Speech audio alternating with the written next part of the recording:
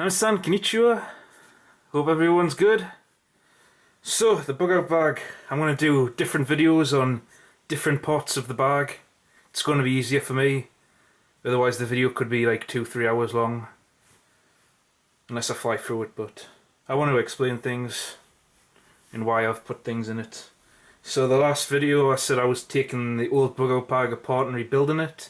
But what I've decided to do instead is I'm going to take my bushcraft bag and add things to that, take things out and add that, because I'm already comfortable in the woods.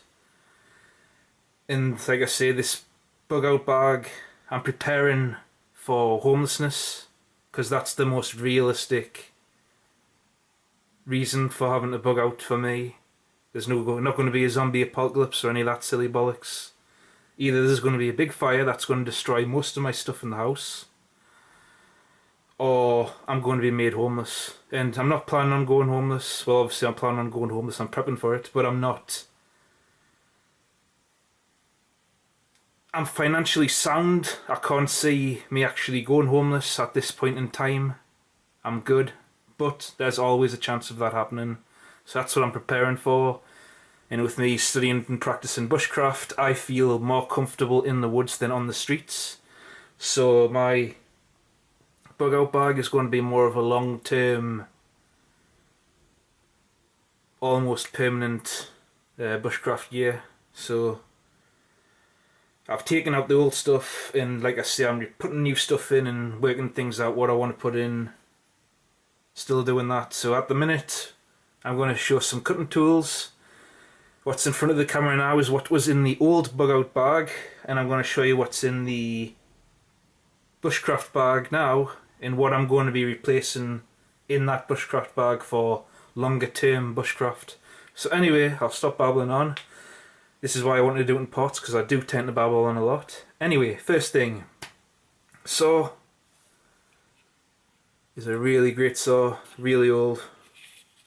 It's a Spear & Jackson, made in England. Great teeth on it still. My opinion, a little bit too big, so takes up a little bit too much space. With the bug out bag I might be staying in the woods, but at the same time I want stuff that I can quickly pack away and travel fast if I have to bug out of the bug out spot. So replacing that with the unbelievable saw. I've had this thing for years. Keep it oiled.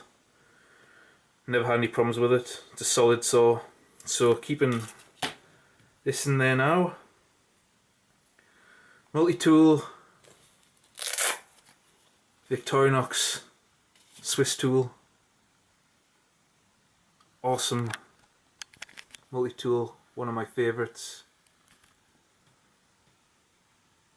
Everything you need. Excellent knife blade.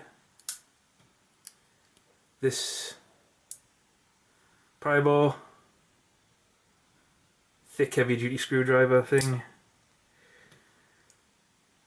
This tool is amazing. It's the chisel. Wish all multi-tools came with that. Great woodworking tool. Excellent for making traps. Can opener.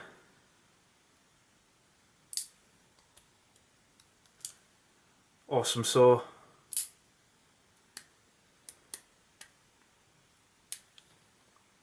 Excellent scissors. Saying everything's excellent because it is. Only thing I wish about the awl is if it had a sewing eye. Besides that, I like it. Phillips head, 2mm flathead, and again, excellent file. So that's staying.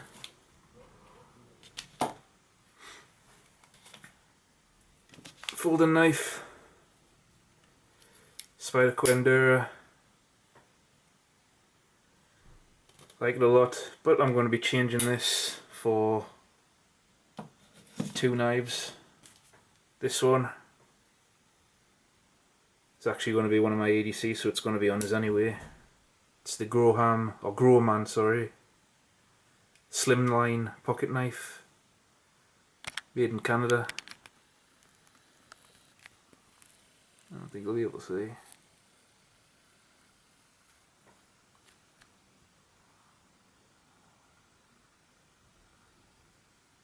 Made in Pictou, Nova Scotia.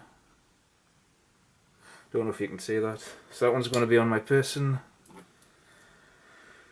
and in the bag. Either the Forester or the Victorinox Soldier, I haven't decided yet. So I'm going to be replacing that with those two. Only going to be carrying one on my person, like I say. Mostly that one. Tomahawk. Trailhawk, I think it is. Okay. Not great. A little light. Takes a lot more effort than an axe. So, in my bushcraft bag, I have the Hiltsbrook Classic Mini Axe. But I want something a little more heavy duty. So, HY Felon Axe, also by Hiltifers, full size handle, too big handle, so I'm going to take the head from the handle and I'm going to put it on this size of handle, much more packable. It is a heavy tool, but I'm going to need that, so that's what I'm planning for the Felon Axe, and I'll go over tool maintenance in another video as well. As far as the knife goes, it's the Spec Ops Pilot Survival Knife. It's a great knife, but it's a survival knife.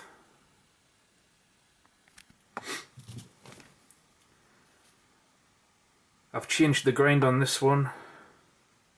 Came with not a great edge, so I've reground it and reprofiled it so it's more of a, see if I can find a pen and paper.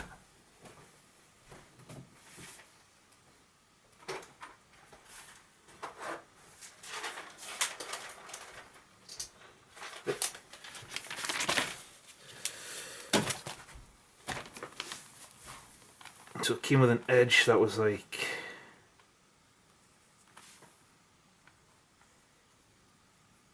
and then it jutted off to a point like this. Oh, you can't see that. A point like that, so I've reground all of this area here and around here, so it looks more like a continuous grind like this.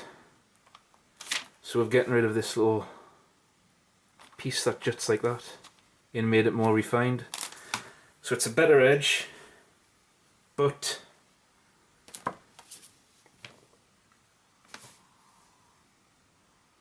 I don't know. I want a bushcraft knife, so be replacing the Pilot Survival Knife with one of my bushcraft knives. I haven't decided which one yet, and my bushcraft knives haven't changed. Still got the Tops 4.5 and the Japanese hunting knife. These, I'm having difficulty working out what I want. One's better than the other at some things and vice versa. And personally, it's like picking a child. If you've got two kids and you're trying to pick your favourite one, it's very hard. So this one has a harder steel, so it holds an edge longer. It's also just generally a stronger steel. Downside is it will, I don't know if it's more brittle because I've never actually had any chips yet, and I've beat it a little bit. I think it's 60 something on the Rockwell scale, I can't remember. I don't think it's any more than 65. So it's 61, 65, something like that. But it's a very solid knife. Excellent grind for feather sticks. And if I need anything more than this, I've got the axe, or I've got the pocket knife. So really this is all I need. Also the handle being wood. It's not a full tang, comes to here, but it's a 3-finger tang.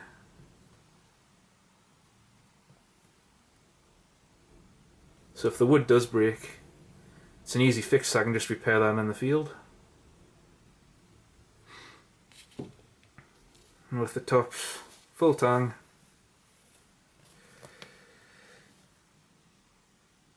the only thing I don't really like is this handle soaks up a lot of stuff. I've used this to skin that pheasant that I got the other day, and a few rabbits and squirrels. When it comes to skinning animals with this, I hesitate. In fact, I've never skinned an animal with this yet. I don't know if the blood's going to soak into that. It does soak up moisture.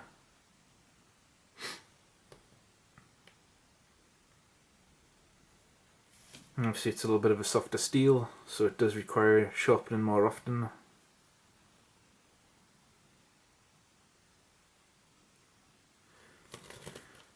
I think maybe it's the Japanese knife.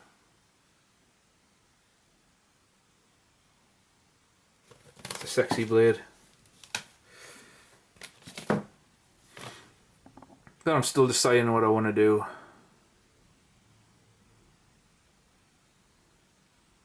Stronger steel, easier to replace handle. Only thing that's really going to break on it is the handle. Very high quality. They both cost about the same. I think this was 139, 135. And I think this was 125 or 135, I can't remember.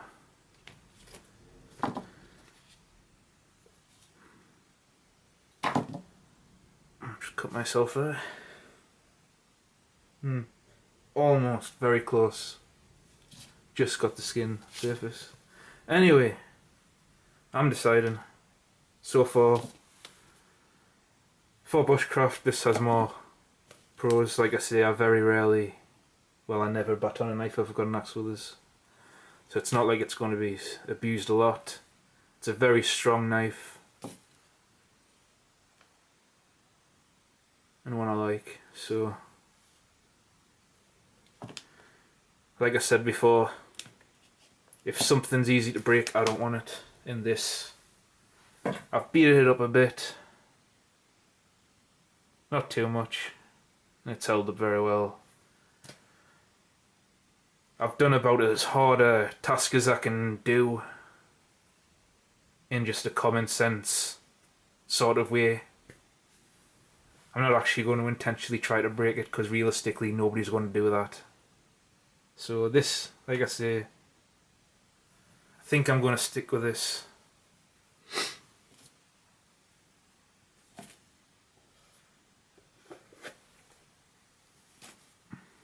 So that's that. So we've got that multi-tool saw,